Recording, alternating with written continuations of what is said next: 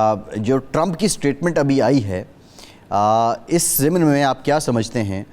کہ یہ واقعتاً بھارت کے لیے ایک اور وارننگ ہے، ڈسکلیمر ہے، انتباہ ہے؟ اوبویسلی پاکستان بھی اگر امریکہ ایسا کرتا ہے اس سے متاثر ہوگا، لیکن بھارت کا جس پیمانے پہ اس کے ساتھ روابط، شراکت داری، مراسم ہیں، تو یہ اگین ایک اور سیٹ بیک نہیں ہے ڈپلومیٹک بھارت کے لیے؟ دیکھیں صاف لگ رہا ہے کہ بھارت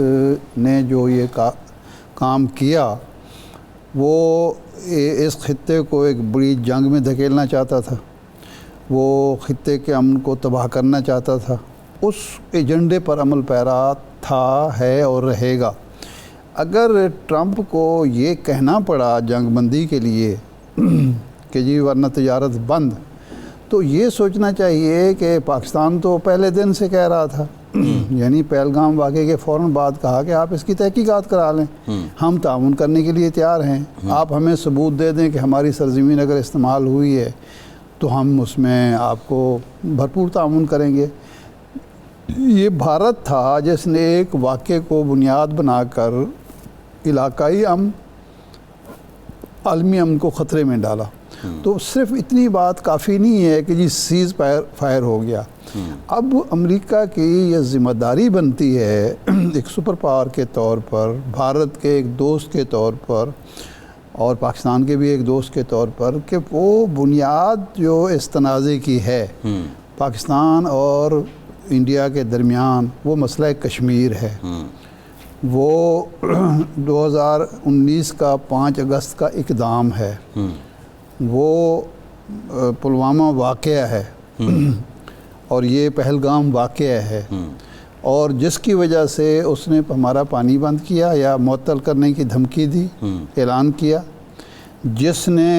6 اور 7 کی رات کو ہمارے 6 مقامات پر حملے کیے، 26 بے گناہ شہریوں کو نشانہ بنایا، بعد میں بھی 7 کو 8 کو 2 دن تک یہاں ڈرون بھیجتا رہا، یہ سارا کچھ کرتا رہا، برہموس جو ان کا میزائل ہے وہ داغتا رہا۔ ہم تو انتظار کرتے رہے، تحمل اور برداشت کا مظاہرہ کرتے رہے کہ عالمی برادری اس موقع پر بھارت کو روکے گی، لیکن جب اس نے 9-10 کی رات کو ہمارے ایئر بیسز پر حملے کر دیے تو اس کے بعد ظاہر ہے ہمارے پاس جواب کے علاوہ تھا، اور ہمارا جو جواب تھا وہ پروپورشنل تھا، اس تناسب سے تھا۔ ہم نے صرف ان مقامات کو نشانہ بنایا جہاں سے حملے ہو رہے تھے۔ 6 اور 7 کی رات کو بھی جب جہاز ان کے اڑے تو ہم نے صرف ان جہازوں کو 5 جہازوں کو نشانہ بنایا جنہوں نے پے لوڈ ڈراپ کیا تھا۔ وہ ہمارے وزیر لاکڈ ہمارے پاس 10 تھے، کل تو وہ 10 بھی کر سکتے تھے، 12 بھی کر سکتے تھے۔ جب 80 جہاز ان کے اڑ رہے تھے تو ہم جتنوں کو نشانہ بنا رہے، لیکن ہم نے نہیں کیا۔ اس کا مطلب ہے کہ پاکستان ایک ذمہ دار ریاست ہے اور وہ جنگ نہیں چاہتی، امن کی خواہش مند ہے، لیکن ہماری امن کی کوشش کو ہمیشہ کمزوری سمجھا جاتا ہے، جس کا احساس اب امریکہ کو ہو جانا چاہیے۔ اب اس جنگ میں ہمارے لیے جو سبق ہیں اس پر بڑا غور کرنے کی ضرورت ہے۔ ہم یہ بہت کر لیا، 2 دن سے جشن بھی منا لیا، مبارکبادیں بھی ہو گئیں، سارا کچھ ہو، سوچنا یہ ہے کہ اس جنگ سے سبق ہمیں کیا ملتا ہے۔ نمبر 1 تو یہ ہے کہ پچھلے 30-40 سال سے ہمیں یہ سبق ازبر کرانے کی کوشش کی جا رہی ہے کہ پاکستان اور بھارت 2 ہمسائے ہیں جی، اور جی ہم پہلے تو اکٹھے تھے، اب بھی ہم وہ میاں نواز شریف صاحب نے کہا تھا کہ آپ بھی آلو گوشت کھاتے ہیں، ہم بھی آلو گوشت کھاتے ہیں، آپ بھی ساڑیاں پہنتے ہیں، آپ کی خواتین بھی ہماری، یہ بات نہیں ہے۔ اب ہمیں سمجھ آ جانا چاہیے کہ بھارت اور پاکستان کے بارے میں جو قائد اعظم نے کہا تھا، جو علامہ اقبال نے کہا تھا کہ ہماری تہذیب الگ ہے، ہماری ثقافت الگ ہے، ہمارا عقیدہ الگ ہے،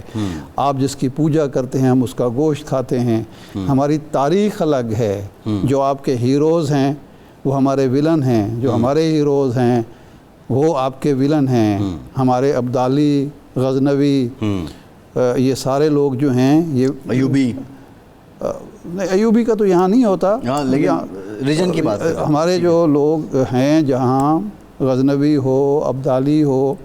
دوسرے جن کے نام پہ ہم نے میزائل بھی رکھے ہوئے وہ ہمارے ہیرو ہیں. اور یہاں بدقسمتی یہ ہے کہ یہاں بھی ایسے بدبخت موجود ہیں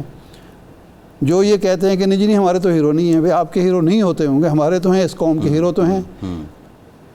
خواجہ آصف نے کہا نا ایک دن کہ جی وہ تو لٹیرا تھا. وہ بھائی آپ نے اپنے میزائل کا نام جو ہے وہ عبدالی رکھا ہوا ہے, غزنوی رکھا ہوا ہے, آپ کی تاریخ کا حصہ ہے وہ, اور آپ کہتے ہیں وہ لٹیرے تھے. ایک تو یہ کہ اب ہمیں واپس اس نظریے پاکستان پر جانا چاہیے, علامہ اقبال اور قائد اعظم کی تعلیمات پر جانا چاہیے, ایک بات. دوسرا یہ ہے کہ محض اقتصادی اور معاشی ترقی کی بنیاد پر آپ فوجی برتری حاصل نہیں کر سکتے. کاروبار میں آپ ہندو کا مقابلہ نہیں کر سکتے. آپ کا جوش, آپ کا جذبہ جہاد, آپ کا ایمان, آپ کی قوت ہے, آپ اس کو مت بھولیں. اور یہ جو ہمارے ہاں بعض لوگ کہتے ہیں کہ جی دیکھو جی سیکولرزم کی وجہ سے انڈیا, کون سا سیکولرزم ہے انڈیا میں, اور معاشی ترقی بھی ہم اس وقت کر سکتے ہیں, معاشی خوشحالی بھی اس وقت کریں گے جہاں امن ہوگا, اور امن یہاں طاقت سے آئے گا. امن یہاں طاقت سے آئے گا. بھارت کو یہ باور کرانے کے بعد آئے گا کہ آپ ہمیں ملیا میٹ نہیں کر سکتے, آپ ہمارا مقابلہ نہیں کر سکتے, ہم آپ ہمیں زندہ رہنے دیں ورنہ ہم آپ کو زندہ نہیں رہنے دیں گے. تو یہ جب باور کرا دیں گے, اور اس کو جس طرح ہم 1948 سے لے کے 1985, 86, 87 تک برابری کی سطح پر ہم ٹریٹ کرتے تھے انڈیا کو, ہم دنیا بھر میں برابری کی سطح پر ٹریٹ ہوتے تھے, اس مقام پر آپ آج بھارت کو لے آئیں, اس کے بعد آپ ترقی بھی کریں. تو آج جو آپ بات کر رہے ہیں, ویسے تو میں وہ فاروق عبداللہ فیملی میں ان کا بہت بڑا فین نہیں ہوں, وہ ہمیشہ سیاستدان ہیں اور وہاں کے ایک کٹ پتلی نمائندے ہیں, لیکن عمر عبداللہ نے آج جو سٹیٹمنٹ دی ہے کہ پاکستان نے جو کشمیر کا تنازع ہے اس کو وہ عالمی افق پہ لے آیا ہے, کتنا ہائی ٹائم ہے جو اگست 5, 2019 کے اقدامات ہیں بھارت کے, ان کو ریورٹ کروایا جائے. کتنا ہائی ٹائم ہے کہ اقوام متحدہ کے ذریعے کشمیر کے مسئلے کو پھر سے ایک کنفلکٹ اسٹیبلش کیا جائے, اور کتنا ہائی ٹائم ہے کہ جو جذبہ ولولہ اس رو میں بہہ گیا جس کا آپ نے ذکر کیا کہ دو پڑوسیوں والے میں, اس کو پھر سے اجاگر کیا جائے. دیکھیں, اب ان لوگوں کو شرمندگی فیل کرنی چاہیے. جو علامہ اقبال کا ایک جو شعر ہے نا کہ خاص ہے ترکیب میں قوم رسول ہاشمی, مذاق اڑایا کرتے تھے. اب ان کو اکیلے بیٹھ کے شرمندگی محسوس کرنی چاہیے کہ ہمارے جو ایئر وائس مارشل اورنگزیب صاحب یہ کہہ رہے تھے کہ کافر ہے تو شمشیر پہ کرتا ہے بھروسہ, مومن ہو تو بے تیغ بھی لڑتا ہے سپاہی. تو ہم نے ثابت کر دیا ہے خاص ہے قوم رسول ہاشمی. تو آپ نے جو بات کی ہے وہ اس جنگ کا فوائد ہیں جو ہمیں سمیٹنے چاہیے. وہ آپ طاقت کی بات کر رہے تھے, مجھے ایک بار پھر یاد آگے کہ میں تجھ کو بتاتا ہوں کہ تقدیر امم کیا ہے, شمشیر و سنا اول طاؤس و رباب آخر. جی ہاں, ہمیں لیکن مسلسل طاؤس و رباب کی طرف دھکیلا گیا, exchange program cultural exchange program. تو اب ہمیں جو موقع ملا ہے یہ ہمارے, ایک تو ہمارے مذاکرات صرف ڈی جی ایم اوز کی سطح پر نہیں رہنے چاہیے. ڈی جی ایم اوز کو ہم اپنے ڈی جی ایم او کو ہدایت کریں کہ وہ صرف لائحہ عمل طے کریں کہ مذاکرات کس لیول پہ ہوں گے. کم از کم یہ مذاکرات جو ہیں وہ وزیر خارجہ کی سطح پر ہونے چاہیے, اور امریکہ کو بھی باور کرایا جائے کہ سر ابھی بھارت کی نہ تیاریاں ختم ہوئی ہیں, نہ اس نے فوجیں واپس بلائی ہیں, اس کے تو ایئرپورٹ 24 بند ہیں ابھی, ہم تو نارمل ہیں, بی ایل اے بھی یہی ہے, ٹی ٹی پی بھی یہی ہے, اس کی فنڈنگ بھی یہی ہے. تو ہمیں جو بات منوانی چاہیے عالمی برادری سے, امریکہ سے, وہ یہ ہے کہ جی ایجنڈا طے ہو. دو چیزیں تو ہم پہلے کہہ دیں کہ جناب یہ سیز فائر اس صورت میں برقرار رہ سکتا ہے کہ نمبر 1 یہ جو اس نے اعلان کیا تھا 23 اپریل کو معطل کرنے کا 37 معاہدہ, اس کا اعلان کرے بھارت کے جی یہ اپنے سٹیٹس بحال کر دیا ہے یہ سٹیٹس. ایک بات. دوسرا یہ ہے کہ آئندہ اگر پاکستان کی سرزمین پر جعفر ایکسپریس جیسا کوئی واقعہ ہوا تو اس کو ہم ایکٹ آف وار تصور کریں گے. اب یہ وقت آ گیا ہے کہ ہم امریکہ کو، عالمی برادری کو، اب وہ ہم ڈیفینس پہ نہ رہیں، بتائیں کہ جناب دہشت گردی کا شکار ہم ہیں، بھارت ہمیں دہشت گرد ڈکلیئر کرتا ہے، ہمارے جو دہشت گردوں کے سپورٹ کرتا ہے، جو کشمیری مجاہدین ہیں ان کو نشانہ بناتا ہے، جب اس کا ریئیکشن آتا ہے تو وہ ہمیں دہشت گردوں کے کٹہرے میں، تو اس لیے اب یہ قابل برداشت نہیں ہوگا۔ اب امن کا کنجی کیا ہے؟ امن کی کنجی ہے مسئلہ کشمیر، مسئلہ کشمیر کا اقوام متحدہ کی قراردادوں کے مطابق حل، مذاکرات کی میز پر بیٹھے ہیں، مسئلہ کشمیر ہی سر فہرست ہو، اس میں مسئلہ کشمیر ہو۔ اگر بھارت یہ چاہتا ہے کہ وہ 5 جو جولائی کے اقدامات ہیں اس پر وہ رکھنا چاہتا ہے وہ رکھ لے۔ ہماری طرف سے بلوچستان میں بھارت کی دہشت گردی ایجنڈے میں ہونی چاہیے، ہمارے پاس ثبوت ہیں، ہم بڑی مضبوطی کے ساتھ بات کریں، زندہ ثبوت ہے، ہاں کلبھوشن موجود ہے اور کئی لوگ پکڑے ہوئے ہیں ہم نے،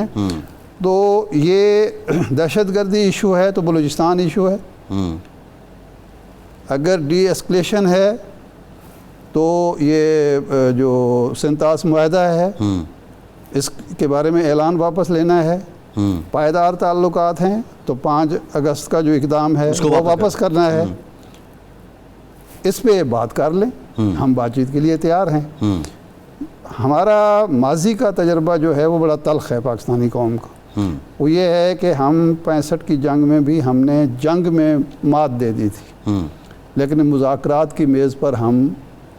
قائم نہیں رہ سکے، مصلحتوں کا شکار ہو گئے۔